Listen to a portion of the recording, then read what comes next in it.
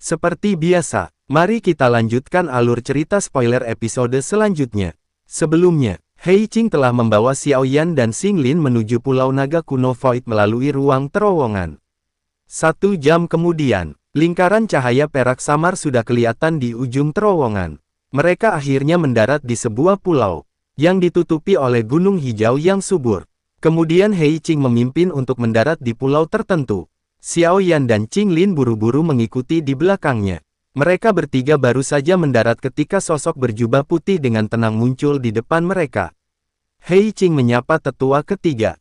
Hei Qing menangkupkan tangannya saat dia melihat tetua berjubah putih di depannya sambil menunjuk pada Xiao Yan dan berkata, "Ini adalah teman Ziyan, Xiao Yan.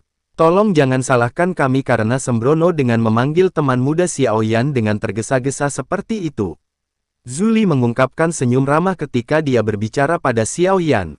Tetua Zuli terlalu sopan. "Ziyan adalah temanku. Aku akan bergegas jika dia ada masalah."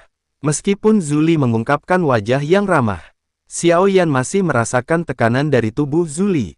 Kekuatannya setidaknya berada di level puncak Douzun. Tetua Zuli tersenyum dan membelai janggutnya. Matanya tiba-tiba mendarat di tubuh Xing Lin di belakang Xiao Yan. 3 mata bunga ular giok. Aroma ini, sebenarnya adalah ular surga kuno. Xing Lin dengan hati-hati melirik tetua Zuli di depannya. Dia dengan lembut membuat suara pengakuan. Ular surgawi kuno dikabarkan telah bertarung dengan naga kuno Void pada zaman kuno. Sekarang kedua spesies telah bertemu lagi, jiwa ular surgawi kuno dalam tubuhnya berfluktuasi sedikit. Untungnya Xing Lin mampu menekannya. "Nona muda, tidak perlu takut. Suku ular surgawi kuno sudah tidak ada lagi. Dendam itu sejak zaman kuno sudah lama berlalu. Namun, jiwa ular surgawi kuno secara alami ganas dan sulit dikendalikan. Kamu harus hati-hati." Zuli tertawa sedikit. "Ya." Xing Lin memiringkan kepalanya saat dia menjawab. "Tetua Zuli, bolehkah aku tahu apa yang sebenarnya terjadi pada Ziyan?" Xiao Yan ragu sejenak sebelum dia tanpa sadar bertanya. Zuli diam ketika mendengar pertanyaan itu. Sesaat kemudian, dia dengan lembut menghela nafas. "Ini semua karena buah asal naga Phoenix itu. Ziyan adalah bagian dari garis keturunan kerajaan suku naga kuno Void kami. Ayahnya adalah Raja Naga Kuno Void sebelumnya. Dia tiba-tiba hilang dan Ziyan telah hilang bersamanya. Ziyan hanya dirasakan oleh kami ketika dia tiba di dataran tengah beberapa tahun yang lalu. Berbicara tentang ini, itu semua berkatmu." "Hilang?" Xiao Yan sedikit terkejut dan berpikir keras. Dia tidak hanya menemukan Ziyan, namun juga mayat dari iblis Phoenix surgawi di wilayah sudut hitam. Mungkinkah mayat iblis Phoenix surgawi ini terkait dengan ayah Ziyan? Buah asal naga Phoenix adalah harta karun yang misterius. Jika Ziyan mampu menyerapnya, dia akan memiliki tubuh yang istimewa dan memperoleh garis keturunan Raja Binatang Sihir sejati. Namun, hasilnya agak melampaui harapan kami. Ketika Ziyan menyerapnya, energi buah asal naga Phoenix terlalu kuat.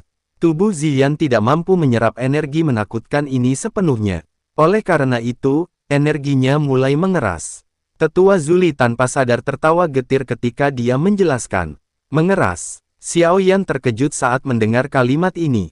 Apa maksud tetua? Kemudian, tetua Zuli membawa Xiao Yan menuju aula batu di gunung. Di tengah aula besar, ada altar yang menjulang tinggi. Pada saat ini, sosok kecil yang cantik sedang berbaring diam di atas altar. Namun ada lapisan kristal es yang menutupi setiap bagian tubuh Ziyan. Dengan kata lain, Ziyan telah berubah menjadi tubuh kristal yang tidak memiliki kehidupan. Mata Xiao Yan mengeras di altar. Dia secara alami dapat mengatakan bahwa tidak ada kekuatan hidup di tubuh Ziyan saat ini. "Kalian semua benar-benar terlalu nekat." Meskipun Xiao Yan sadar bahwa kekuatan Zuli sangat menakutkan, dia masih tanpa sadar berteriak dengan suara marah. Jika masalah ini tidak diselesaikan dengan benar, Ziyan mungkin akan kehilangan nyawanya. Tetua Zuli juga tersenyum pahit. Dia menggelengkan kepalanya ketika mendengar teriakan Xiao Yan. Namun, dia tidak mengatakan apapun. Sepertinya dia juga merasa menyesal. "Adik kecil Xiao Yan, kamu juga jangan menyalahkan tetua ketiga. Bahkan suku naga Void kuno hanya menemukan buah asal naga Phoenix beberapa kali. Oleh karena itu, kami tidak benar-benar memahaminya." Hei Qing di samping mendesak. Apakah buah asal naga Phoenix berhasil diserap sebelumnya? Xiao Yan tampaknya telah mengingat sesuatu saat tiba-tiba bertanya. Ya, namun, hanya berhasil diserap 2 kali. Satu diperoleh oleh surga Phoenix dan menghasilkan orang yang sangat kuat. Selama periode waktu itu, bahkan suku naga kuno Void benar-benar ditekan oleh mereka. Untungnya setelah beberapa ratus tahun, suku naga kuno Void kami akhirnya memperoleh buah asal naga Phoenix dan berhasil membalikkan keadaan. Namun, selama pertempuran berdarah terakhir kedua ahli, yang memiliki garis darah yang sangat kuat, akhirnya mati bersama-sama. Tetua Zuli mengangguk. Baru 2 kali sukses ya, bagaimana kita bisa menyelamatkan Ziyan sekarang? Xiao Yan merajut alisnya dan segera bertanya. Energi padat semacam ini sangatlah keras. Bahkan aku tidak mampu menghancurkannya. Tetua Zuli berkata, lagi pula, jika dihancurkan, energi ini akan terbuang sia-sia. Apakah kalian masih akan repot-repot dengan energi ini, bahkan sekarang? Xiao Yan bertanya sambil mengerutkan kening. Teman kecil Xiao Yan, kamu tidak tahu situasi terkini dari suku naga kuno Void. Saat ini, kami sangat membutuhkan seorang pemimpin suku yang memiliki garis keturunan kerajaan dan yang mampu mengendalikan situasi. Zuli tertawa getir. Pulau naga kuno yang kamu lihat sekarang sebenarnya bukanlah pulau naga kuno yang utuh. Sebaliknya, itu hanya seperempat dari aslinya. Seperempat. Xiao Yan terkejut. Dia bereaksi cepat. Bagaimana dengan 3 bagian lainnya? Suku naga kuno Void terbagi menjadi 4 kelompok tidak lama setelah ayah Ziyan menghilang. Sesekali, keempat pulau naga akan bertemu di alam Void. Pada saat itu, kita pasti akan bertukar pukulan. Ketiga pemimpin pulau lainnya semuanya ingin menguasai suku naga kuno Void. Oleh karena itu, suku naga kuno Void masih tetap terpecah setelah bertahun-tahun. Alasan mengapa kami sangat ingin agar Ziyan menyerap buah asal naga Phoenix adalah karena kami berharap dia akan berevolusi secepat mungkin dan selanjutnya menyatukan suku naga kuno Void saat keempat pulau bertemu lagi. Tidak heran, Xiao Yan juga tiba-tiba memperoleh pemahaman di dalam hatinya. Kemudian tatapannya sekali lagi berbalik ke altar. Karena tetua Zuli memanggilku ke sini, kemungkinan besar kamu berpikir bahwa aku bisa membantu Ziyan kan? Jika aku tidak salah, itu pasti api surgawi bukan? Kamu memang layak menjadi keturunan Xiao Xuan. Zuli tertawa dan mengangguk. Lapisan kristal energi ini sangatlah keras, jika seseorang ingin melelehkannya. Itu hanya dapat mengandalkan kekuatan api surgawi. Namun, hanya peringkat 10 besar api surgawi yang dapat memenuhi kriteria. Xiao Yan tiba-tiba mengerti setelah mendengar ini. Segera, dia merenungkan masalahnya. Masalah ini terkait dengan apakah naga kuno Void dapat bertahan hidup di masa depan. Ini sangat penting. Karena itu, aku harap teman kecil Xiao Yan akan melakukan yang terbaik untuk membantu. Zuli menangkupkan tangannya ke arah Xiao Yan dengan sikap serius. Hei Qing di belakangnya juga menangkupkan tangannya dan membungkuk. Tetua Zuli, yakinlah. Ziyan adalah temanku, aku, Xiao Yan, pasti akan melakukan yang terbaik untuk membantu. Xiao Yan menjawab dengan ekspresi serius. Baiklah, teman kecil Xiao Yan, kamu harus beristirahat selama 2 hari. Aku harus mempersiapkan beberapa hal sebelumnya. Kita akan bertindak setelah semuanya siap. Zuli tersenyum saat dia berbicara. Ya, Xiao Yan mengangguk. Dia menoleh ke sosok kecil yang diam-diam berbaring di altar. Tinjunya mengencang saat dia bergumam. Ziyan, kamu dapat yakin bahwa aku akan menyelamatkanmu. 3 hari berlalu, Zuli akhirnya membawa Xiao Yan ke sebuah gunung berapi. Namun, ketika mereka akan mendarat, sosok hitam yang akrab tiba-tiba bergegas dan muncul di depan kelompok Xiao Yan. Kamu, Tiejian Zunze. Mengapa kamu di sini? Sosok manusia di depan mengenakan jubah hitam. Dia membawa pedang logam di punggungnya. Tiejian Zunze, yang menemani kelompok Xiao Yan untuk menyelamatkan Yao Chen saat itu. Namun, Taijian Zunze tetap berada di belakang untuk memblokir Tianzun hitam putih saat itu. Awalnya, Xiao Yan berpikir bahwa orang ini telah mati, tetapi akhirnya dia tiba-tiba bertemu lagi dengannya. Tetua Zuli tertawa ketika dia melihat ekspresi Xiao Yan. Wajah Tiejian Zunze juga bergerak sedikit saat dia tampak tersenyum.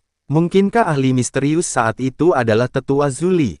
Mata Xiao Yan tidak fokus saat dia meminta penjelasan. Aku diam-diam mengikuti Ziyan setelah dia pergi. Dia terlalu penting bagi suku. Bagaimana mungkin aku bisa membiarkannya secara acak menyerbu sendirian? Tetua Zuli membelai jenggotnya dan tertawa. Saat itu, aku hanya membantunya menstabilkan celah ruang dan tidak melakukan hal lain untuk membantu. Sedangkan untuk Tiejian, aku mengagumi karakternya ini. Oleh karena itu, aku menyelamatkannya dari tangan Hall of Soul setelah kalian pergi. Tidak disangka bahwa si kecil ini telah menerima bantuan dari Tetua Zuli. Xiao Yan tertawa pahit. Itu hanya masalah kecil, Tetua Zuli secara acak melambaikan tangannya. Setelah itu, matanya mendarat pada Tiejian Zunze. Apakah semuanya sudah siap? Tiejian Zunze menganggukkan kepalanya dengan setuju. Tetua Zuli juga mengangguk ketika melihat jawaban Tiejian Zunze. Kemudian dia perlahan melayang di atas gunung yang mengeluarkan pilar asap. Xiao Yan mengikuti dari belakang. Matanya melirik ke bawah, hanya untuk menemukan bahwa ada kuali hijau zamrud besar yang melayang di atas mulut gunung berapi. Ada sosok kecil yang cantik melayang di dalamnya. Sosok itu adalah Ziyan, teman kecil Xiao Yan. Energi afinitas api di tempat ini sangat kaya. Kekuatan api surgawi akan diperkuat dengan menggunakan api surgawi di sini. Tetua Zuli menunjuk ke arah kuali besar. Pada saat yang sama, dia mengepalkan tangannya, sebuah botol giok yang berisi 5 tetes esensi darah naga kuno muncul dan menyerahkannya pada Xiao Yan. Ada 5 tetes darah esensi naga kuno yang telah dimurnikan olehku secara pribadi di dalam botol. Kamu dapat mengkonsumsi 1 tetes ketika douqi di dalam tubuhmu tidak dapat mengimbangi selama penyempurnaan. Xiao Yan dengan hati-hati menerima botol giok. Tubuhnya melintas dan muncul di langit di atas gunung berapi. Dia duduk di langit di samping kuali besar. Ekspresi Tetua Zuli berangsur-angsur menjadi serius ketika dia melihat Xiao Yan bersiap untuk memulai. Kemudian dia bergumam, hal-hal selanjutnya akan bergantung padamu. Xiao Yan duduk di depan kuali besar. Matanya serius saat dia mengamati sosok kecil di dalam kuali. Dia menghirup napas beberapa kali sebelum perlahan membuka mulutnya. Segera pilar api ungu coklat dimuntahkan. Itu membumbung tinggi dan berubah menjadi naga api yang mengalir ke dalam kuali besar. Sempurnakan. Segel tangan Xiao Yan tiba-tiba berubah saat teriakan lembut terdengar dari mulutnya. Segera, naga api besar menyerang Ziyan, yang sedang tidur dengan mata tertutup. Pada saat yang sama, suhu di dalam kuali besar tiba-tiba naik ke tingkat yang menakutkan. Api surgawi terus-menerus menyembur ke tubuh Ziyan. Namun, kristal naga Phoenix belum menunjukkan tanda-tanda perubahan. Pada saat ini Tetua Zuli tergantung di langit. Kedua tangannya ditempatkan di belakangnya. Matanya terfokus pada kuali besar. Zuli, apakah kamu benar-benar berpikir bahwa dia dapat menyempurnakan kristal naga Phoenix? Suara tua tiba-tiba terdengar dari belakang Zuli.